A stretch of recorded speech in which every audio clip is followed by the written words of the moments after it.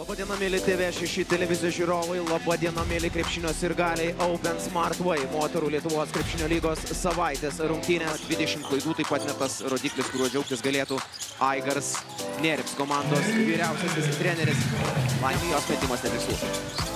Neptūno atsakymas, čia Katė Vilka iš krašto, pavyksta jai pataikyti. Rygos TTT ekipos gynybiniai gniaužtai, čia labai geras įmetimas pamanevruoti Aigars Nerips, o čia Biklė. Perdavimo linija sėkmingai Katė Vilka, vėlgi Bikl įmestas kamuolys po krepšiu, bingo dar 2 taškai. Asmeniškai priėmė mikrodvikavo trepinę pievą, bėrė bandė dar kartą intensyviai laužti prieš savo ataką Katė Vilka. Bikl į baudos aikštelę pataiko fantastišką metimą kamuolys Jasai, bet Latvijai nepavyko susitvarkyti su kamuoliu, bet viskas baigėsi dar blogiau klaipėdietėms. Jasas mėgė Kyvitė. Po krepšių uždarytos perdavimo linijos ir čia baigsis atakai skirtas laikas, nors spėja atsikratyti.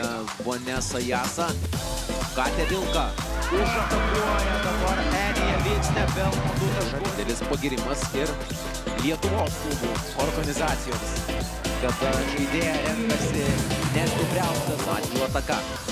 Becker pabandė Rygos TTT susitikimo pradžioje remtis šią, neturi taip pat galimybių kamulio išsimetimui. Čia puikiai Gesidė Michalko taip pat padeda Čižauskaitei ir Katė Vilka pelno taškus greitoje atakoje po žaidžia antras tokio lygio rungtynės Klaipėdos Neptūnas Anderton ir ketvirtadienį, tai yra prieš 3 dienas žaidė Europos taurės. Negali tikėtis, Solotovas visą laiką galvoja, kad kai metai mes.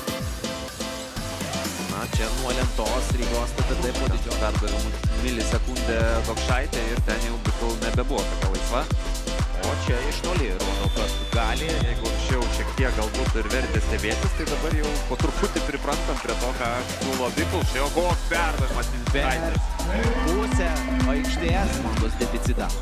Gali būt, kad teks dar grįžti. Dominyka Polvytė, 3 taškai. Lina Rikard su kamuoliu.